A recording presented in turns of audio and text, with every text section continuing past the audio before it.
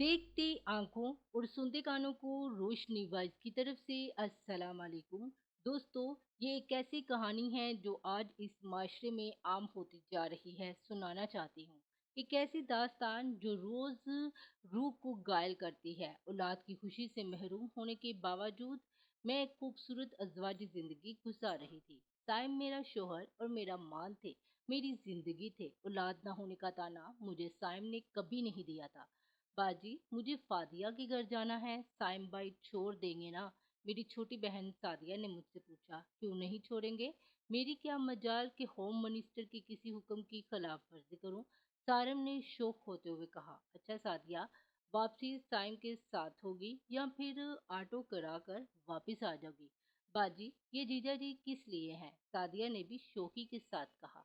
साइम ने कहा कि जीजा जी बावकत जरूरत ड्राइवर, खानसा माँ, माली, बॉडीगार्ड, बस यूं समझो जीजा जी नहीं, एक ऐसा एनिमेशन कैरेक्टर है जिसे आप जब चाहें अपने मनपसंद किरदार में ढाल लें। अच्छा साइम, सादिया को अपने साथ वापस ले आइएगा। मुझसे अम्मी ने एक दो दफा कहा भी कि सादिया को साइम के साथ मत भेजा करो, ये मुनासिब नहीं है, मगर मैंने अम्मी को ये कहकर खामोश करा दिया कि अम्मी, साइम तो बहुत मजबूत किरदार के मालिक है और हमारी सादिया भी माशाल्लाह समझदार है। साइम सादिया को ऐसे चाहते हैं जैसे कोई भाई अपनी सगी बहन को चाहता हो, बल्कि शायद इतना इत्मीनान सगी भाई पर भी नहीं किया जा सकता जितना मैं साइम पर करती हूँ। दिन यूं ही गुजरते रहे और साइम और सादिया के शौक जुमलों को सुनकर मैं भी बहुत महफूज होती थी और कभी कभी तो इनके दरमियान रेफरी का किरदार भी अदा करती थी। फिर जो कुछ हुआ उसका ना मैंने कभी सोचा था, ना कभी मेरे वहम गुमान में था। उस दिन लाइट नहीं थी। साइम अपना मोबाइल घर में छोड़कर बाहर गए हुए थे। मैंने वक़्त पास करने के लिए वो मोबाइल उठा लिया और गाने सुनने लगी। एक ऑडियो लगाई तो अजीब सी ऑडियो थी। ये आवाज़ तो सादिया की थी। सादिया के अल्फाज थे या बहम, मैं बता नहीं सकती। वो साइम से कह रही थी कि साइम, अब मैं आपके सिवा किसी से शादी नहीं कर सकती। मुझे आपसे मोहब्बत हो चुकी है। आगे की गुफ्तगू बता रही थी कि बात मेरे तसव्वुर से कहीं ज़्यादा आगे जा चुकी है। व्हाट्सएप पर देखा तो सारी चैट डिलीट थी। ये ऑडियो शायद मोबाइल की गैलरी में डिलीट करना साइम भूल गए थे। मेरे एतमाद को कैसे ठेस पहुंची। साइम जब घर में दाखिल हुआ तो मैंने ये ऑडियो उनके सामने रख दी। साइम ने साफ लफ्जों में मुझसे कहा, अच्छा हुआ तुम्हें पता चल गया। मैं भी कोई मुनासिब मौका देखकर तुम्हें बताने वाला ही था। देखो, मैं और सादिया एक दूसरे को चाहते हैं, एक दूसरे से हम दोनों बहुत प्यार करते हैं। अगर तुम उसकी बहन ना होती तो मैं कभी भी तुमको तलाक ना देता। साइम, क्या तुम मुझको तलाक दे दोगे?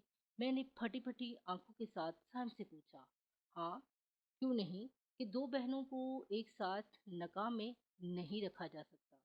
तो मैंने ये सुना तो फूट फूट कर रो पड़ी और अम्मी के घर गई। सादिया से कहा, नागिन भी साथ घर छोड़ देती है। तू कैसी नागिन है? तूने अपनी ही बहन की खुशियों को डस लिया। तूने मेरे सुहाग पर डाका डाल दिया। बाजी, जो दिल चाहे कहो, ये आंसू कुछ दिन में खुश्क हो जाएंगे। मैं और साइम कोशिश करेंगे कि आपकी अच्छी जगह शादी हो जाए। बकवास बंद करो। तुम और साइम दोनों ही गंदे हो, नाम मत लेना। सब कुछ तो मेरा लुट चुका था, अब मुझे तन्हा इसी आग में जलना था। तलाक के कागजात मुझ तक पहुंच चुके थे। सादिया और साइम ने बकायदा कोर्ट मैरिज कर ली थी। अब मैं एक ऐसी आग में जल रही हूँ जिसके शोलों को खुद मैंने ही हवा दी थी। मैं ही तो कहती थी कि साइम बहुत बाकरदार है, सादिया बहुत नेक है। गंदगी तो लोगों के दिमागों और आंखों में होती है। नहीं नहीं, ये तो होना ही था। मैं ही तो थी इन शोलों को परवरिश करने वाली। शरीयत के अगर मैंने बात मानी होती तो साली बहनोई में कुछ क्यों लगाई होती, तो आज मुझे इन शोलों में ना जलना पड़ता। शैतान और नफस दोनों को मौका देना ही संगीन गलती है। आपसे सिर्फ इतना कहना है कि इस कहानी को आप लिख दीजिए ताकि आइंदा और कोई नादिया इन शोलों में ना जले। शोले कहीं किसी पुप्पी और भतीजी को जलाते हैं तो कहीं खाला और भांजी को। आप इन सब को शोलों में जलने से बचा लीजिए। बता दीजिए इन्हें, ये शोले जो इन्हें जलाते हैं इनकी परवरिश भी ये खुद करती हैं।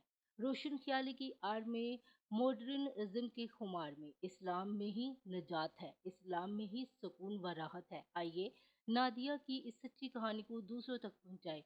क्या पता कोई और नादिया की इन शोलों में जलने से बच जाए। Thank you for watching my video. Do subscribe my channel, share my video.